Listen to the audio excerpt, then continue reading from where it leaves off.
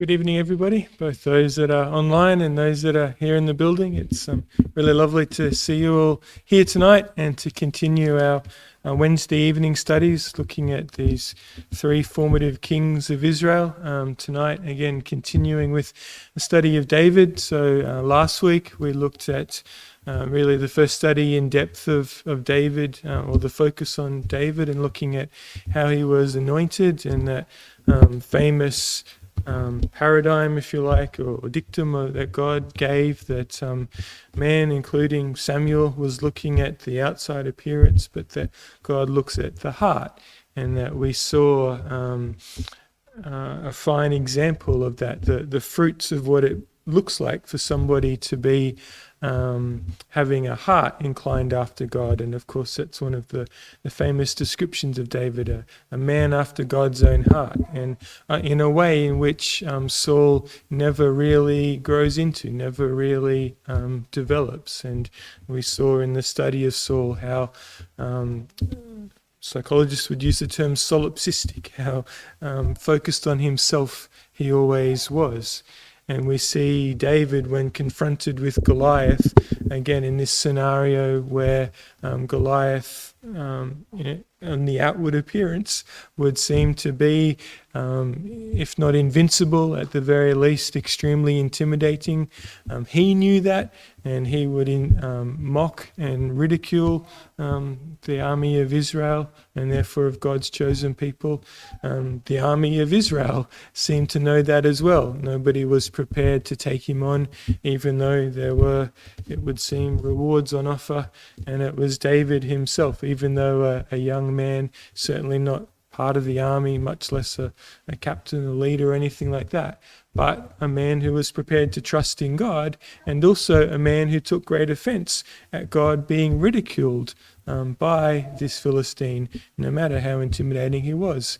And of course, it wasn't by David's hand necessarily, but rather his faith and no doubt God's providence that allowed him to overcome Goliath, but really to demonstrate once again that trusting God results in blessings from God. And then, as we looked at a few weeks ago with Saul, the story turned. So we end in 1 Samuel chapter 17 with Saul actually inviting and inquiring after David and inviting him into the palace. And then David obviously becoming a leader of the army and going out and winning military victories. And you would think that he would be on so he's already been anointed to succeed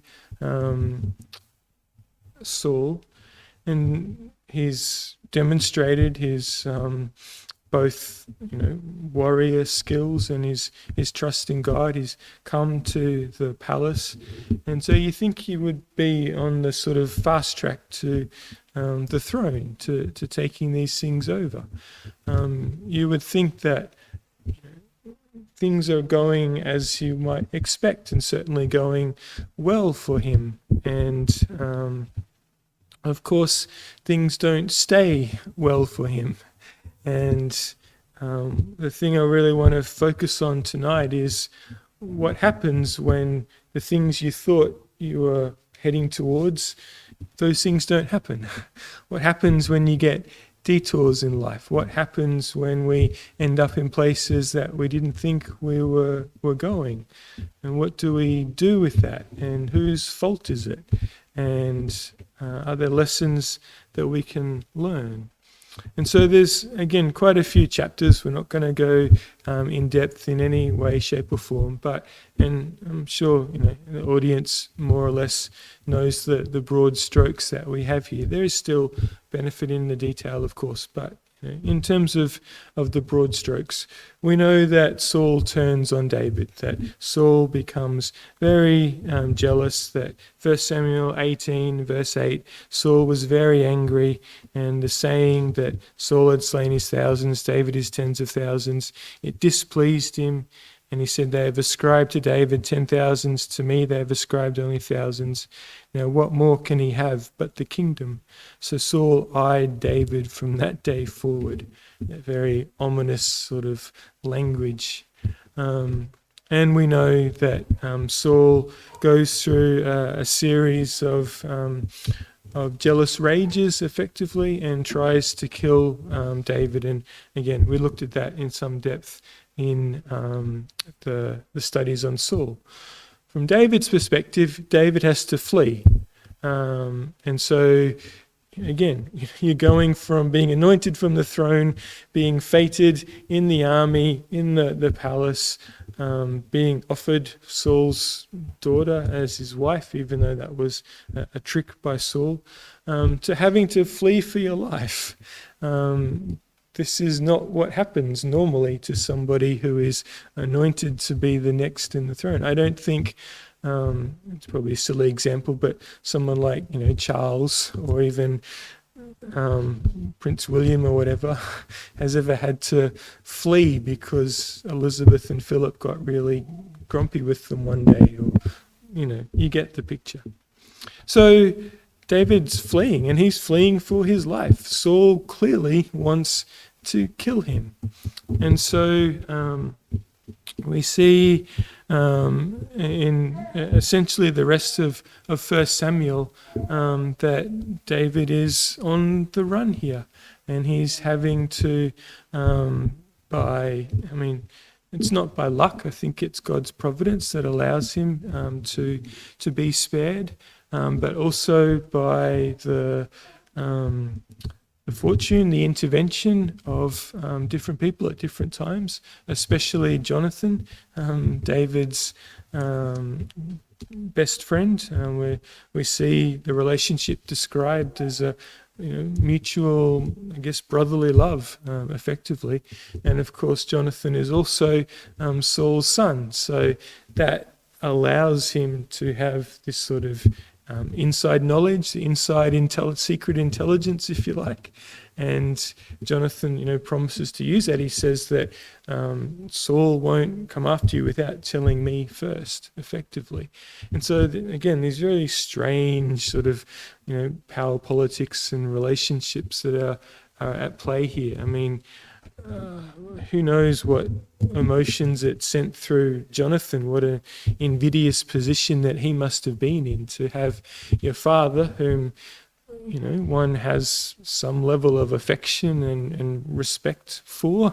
However, Saul's behavior must have challenged that, to have his father's behavior targeted in such a way towards his best friend. It must be just the most awful thing, but Jonathan knew where his loyalties should lie. David had not done anything wrong. He had not provoked or had tried to take the throne or anything like this. As again, these things are interlinked, but this was all on Saul. This was all on his lack of control over his emotions. I think, and so we have in chapter 21, again, the lengths to which David is having to flee and the difficulties. And we see him coming down to Nob, to Ahimelech the priest in chapter 21, and this sort of strange scenario. And other people have explained this and sort of talked about this, and it's sort of referenced by Jesus as well in the Gospels. And so I won't go into any depth, but we see David sort of effectively lying here to protect himself, saying that he's about the king's business, but it's secret business and these sorts of things. And he actually ends up being given Goliath's sword that he had taken from Goliath on the battlefield, clearly sometime earlier. And then we see in verse 10 of 21 that David flees, that Saul is after him, and David flees, and he comes down to Achish, the king of Gath, and that these people know that he was one of Israel's great warriors, and so it's likely that they're not going to really entertain his presence there and really want him to be around. And so David feigns. So David is told this, and he feigns madness. He changes, we're told in verse 13, he changes his behavior. He pretends madness in their hands, scratched on the doors of the gate, let his saliva fall down on his beard. These little details, I think, are almost humorous in a way.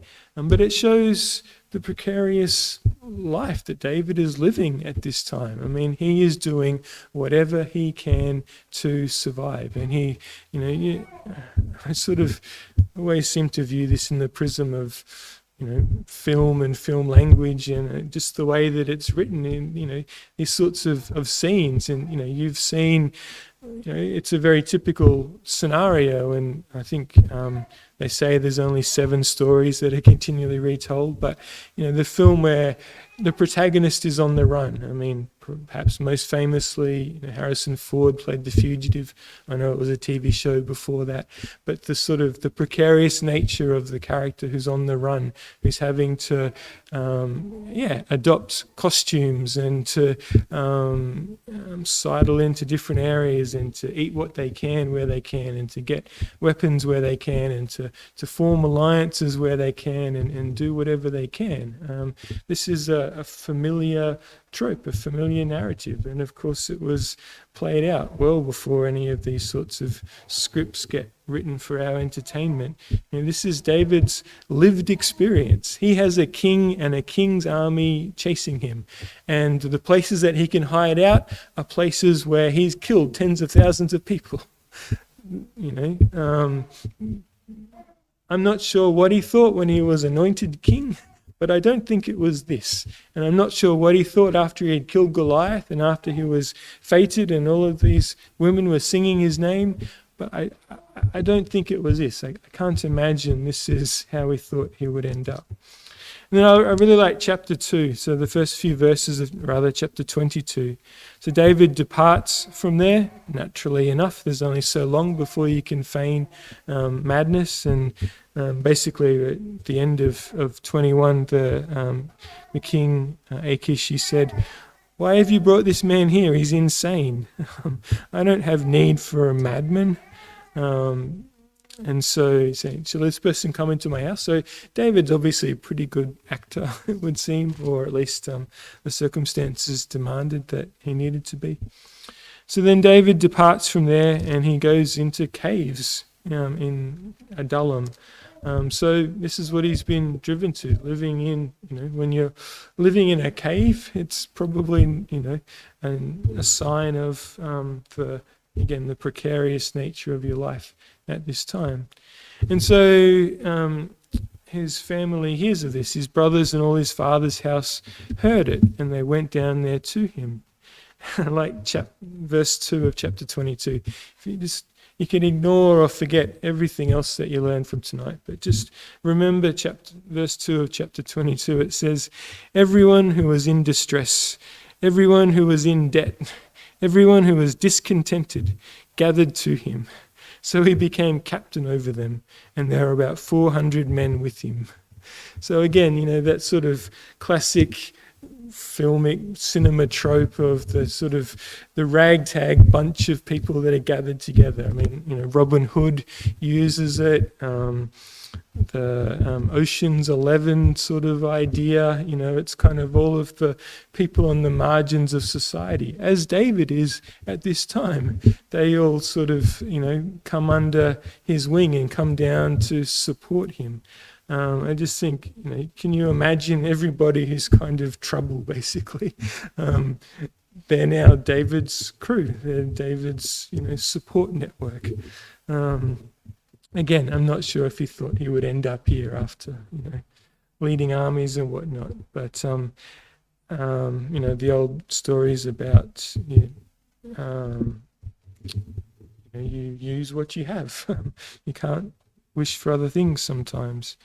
And so we see this sort of group of people with David. Sometimes it expands to sort of 600 or so, but more or less he has people with him. And again, I think this is in part testament to David's character and to the reputation that he forged when he had opportunity to do so.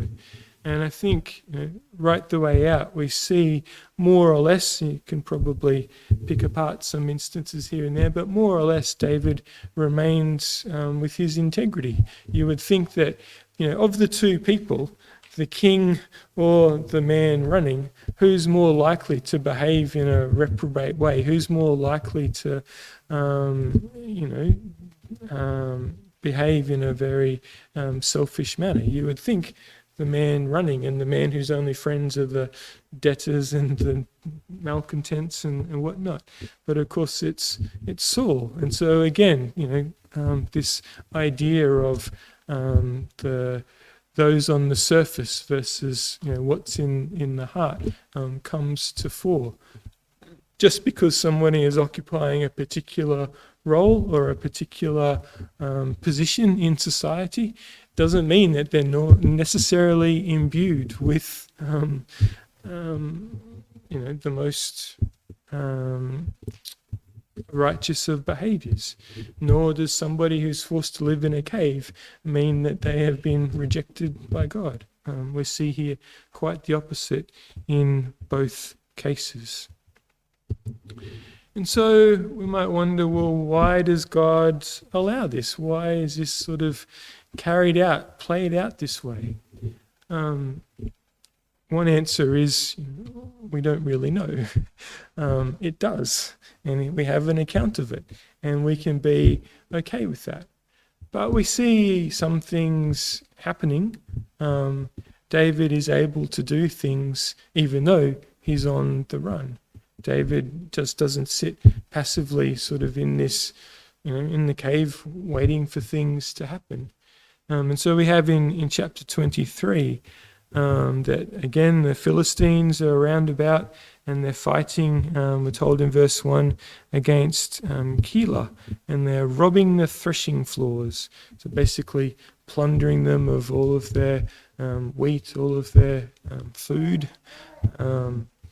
And so David asks of the Lord, should I go after these guys? And it's really interesting here. We see Saul consulting mediums, kind of contemporaneously. We see Saul trying to kind of seek God's guidance and favor and not being granted it. And yet we see constantly here that David is in communication with God and God with him. And David isn't acting out of his own wisdom necessarily, that he is seeking God's guidance. And we see this on a number of occasions where he does seek after God's wisdom first and foremost. And so he's told to go and attack the Philistines and to save Kela. And then a similar story to David. For David, David's men said to him, "We are afraid. How much more then? We're afraid here in Judah. How much more if we go to Kela against the armies of the Philistines?" And so David says, inquires of the Lord again, and he's told, "I will deliver the Philistines into your hand." And so David goes again. And so again, we see this trust. So this trust in comparison to others. Clearly we see here this band of merry men that David has with him. They are afraid. They do not want to do this. But David asks of God, and God says yes, and that's enough for David. And again, I think it's really interesting, whether it's back with Goliath, whether in this circumstance here, we see his focus is on doing God's will. And it doesn't matter who's in front of him, who the opponent is. And as an example of faith, as an expression of faith, as an example of focus upon God, it's pretty powerful. And I think it's, when we read about David being a man after God's own heart, he does it when the rubber meets the road. He does it in the most difficult of circumstances. And so they go and they fought the Philistines in verse 5. He struck them with a mighty blow and took away their livestock. And we're told, so David saved the inhabitants of Kela. It's just a little thing, just a couple of verses in a much longer narrative. But if running parallel stories, David doesn't get to do this, does he? Through all of the twists and tales, and I'm sure David doesn't necessarily, this is not his favored life to be living right now, but he's in a circumstance to be able to do something that clearly helps, and helps in a way that God is in favor of. And again, people like to read the runes and say, that's clearly God working here in our lives and all this sort of thing. And I certainly counsel against looking at very specific deliberate instances and saying, that's God's hand here, that's God's hand there, or not. What we do know is that God does work in ways that are not necessarily revealed to us, and that our responsibility is to act faithfully. And certainly I'm sure every Christian looks at moments in their life, perhaps more so in reflection rather than prospectively, but looks back on one's life and thinks, well, I didn't think that would work out that way, but I was blessed in these areas, or I ended up in circumstances where I could do things. And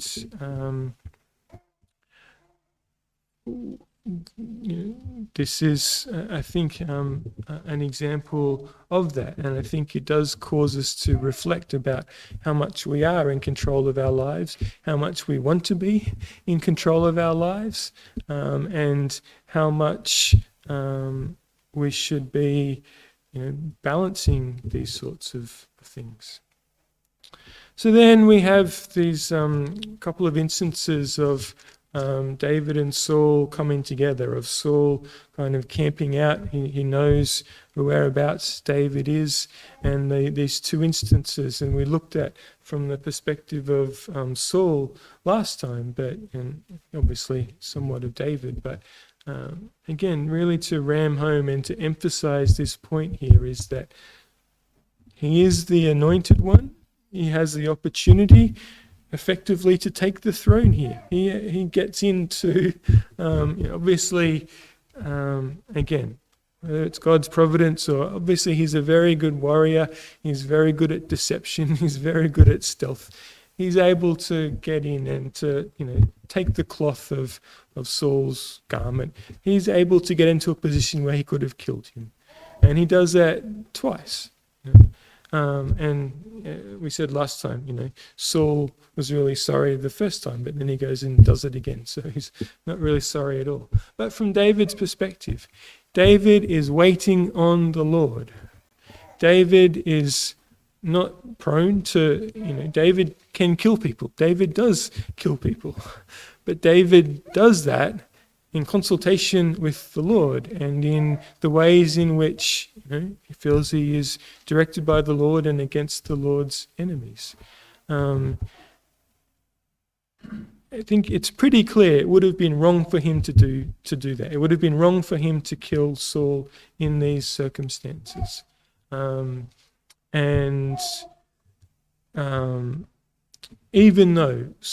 Even though we know what Saul is trying to do, and even though, I don't know, maybe 9 out of 10 people polled would say, well, no, it's okay to kill that. And even though our own army probably acts extrajudicially and kills people, and our own soldiers and these sorts of things act in ways where there are clear and credible threats, and they sort of get in first, and all of these sorts of things. So the fact is that David does not do that, even though it would seem a solution to several of his problems at this point in time.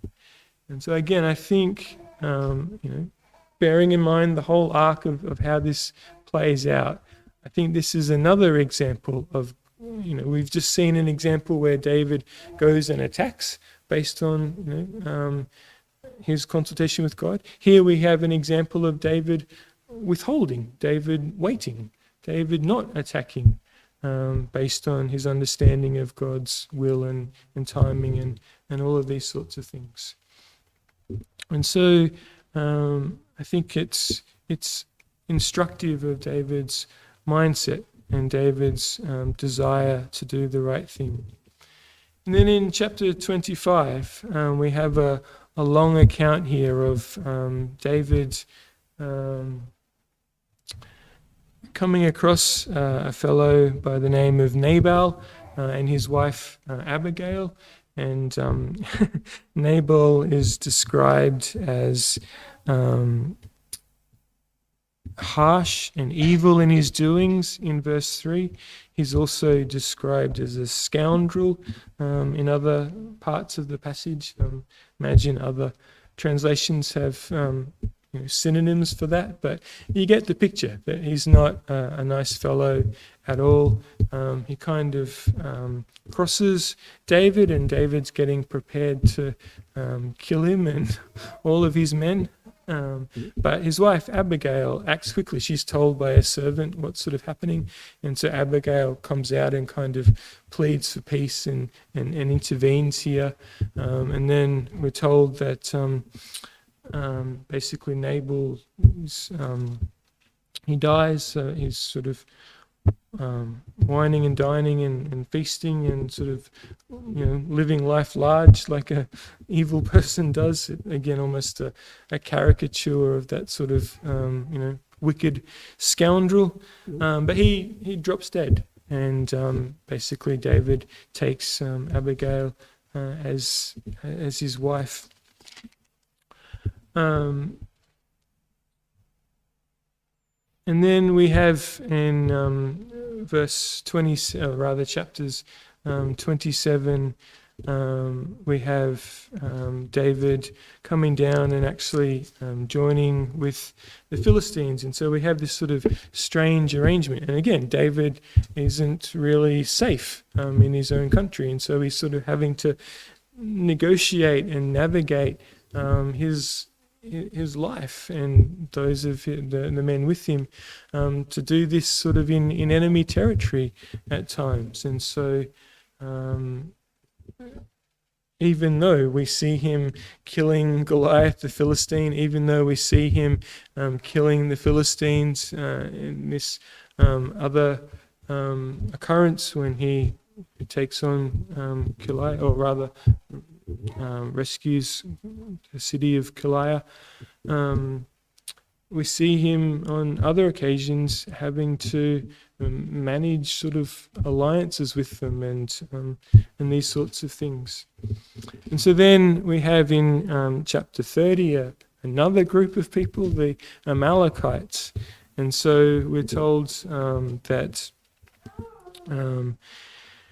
we'll just read some of this chapter. I think it's really interesting. In chapter 30, verses 1 and following, that David and his men came to Ziklag, and that the Amalekites had invaded the south and Ziklag, and they had attacked and burned it with fire and taken captive the women and those who were there, from small to great. They did not kill anyone, but carried them away and went their way. And so David and his men came to the city, and there it was burned with fire, and their wives, their sons, and their daughters had been taken captive. And David and the people who were with him lifted up their voices and wept until they had no more power to weep. Again, just a very cinematic image. You can just imagine. And again, I'm sure Bob could describe 100 different westerns where you see kind of people who've been away fighting and they come back to their hometown, and their hometown's been looted, ransacked. All of the women and children who should be protected or not part of any conflict.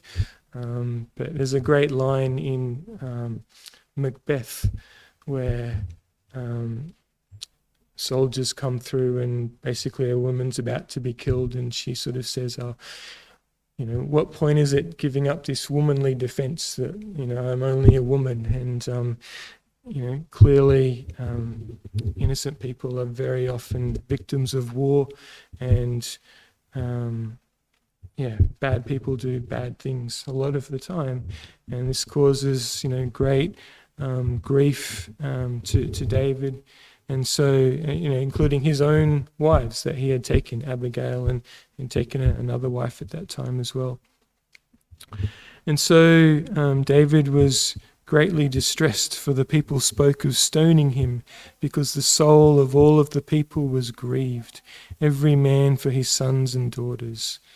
And it's really interesting. So, greatly distressed. You're weeping until you've got no more breath to weep. And then they say, it's your fault. We're going to kill you. And again, we've probably seen that in 100 movies. But look what happens. David strengthened himself in the Lord his God. Maybe remember this verse as well as verse 2 of chapter 22. At your lowest, he doesn't turn on other people. He doesn't bemoan God. We see in some of the Psalms how he's emotive towards God, but here we see he's strengthening himself in the Lord his God. And so we see again him consulting God. He asks for the ephod, and so he inquires of the Lord, shall I pursue this troop? And he's told, pursue, for you shall overtake them, and without fail recover all. And so David goes after them, and there's 600 of them at this stage, but 200 of them are just exhausted, and so he only has 400 to go after them, and he catches them. They find an Egyptian who was with them, but the Egyptian had sort of fallen by the wayside. He was too sick and unable to keep up, and so he could tell them where he was, and he said, I can tell them where you were as long as you don't do me in or give me over to them. So again, everyone's kind of playing, and again, I'm sure you've seen that sort of 100 different films where you sort of have the person who's able to give the crucial bit of information from one side to the other. And so then David and his posse of 400 swoop in, and they retrieve them all, and they actually get back all of the loot. The army, the Amalekites here had fled, and they bring back all the loot. And it's really interesting here, I think, again, just to conclude our lesson here, is that all that David's been through and everything that David has a possibility, again, to lose his moral compass, he is being stretched to the very nth of surely of his physical self, of his emotional self, of his strategic and reasoning self, all of these things. Remember the men that he's got with, these aren't the finest disciplined soldiers, all this sort of stuff. We see him here greatly distressed. And so when they get back, we're told in verse 22, or we'll start in verse 21, David came to the 200 men who had been so weary they could not follow. So they went out to meet David and the people who were with him, and David came and greeted them. Then the wicked and worthless men said, because they did not go with us, we will not give them any of the spoil that we have recovered, except for every man's wife and children, that they may lead them away and depart. But, we're told, David said, my brethren, you shall not do so with what the Lord has given us, who has preserved us and delivered into our hand the troop that came up against us. For who will heed you in this matter? But as is his part, is who goes down to the battle, so shall his part be who stays by the supplies. They shall share alike.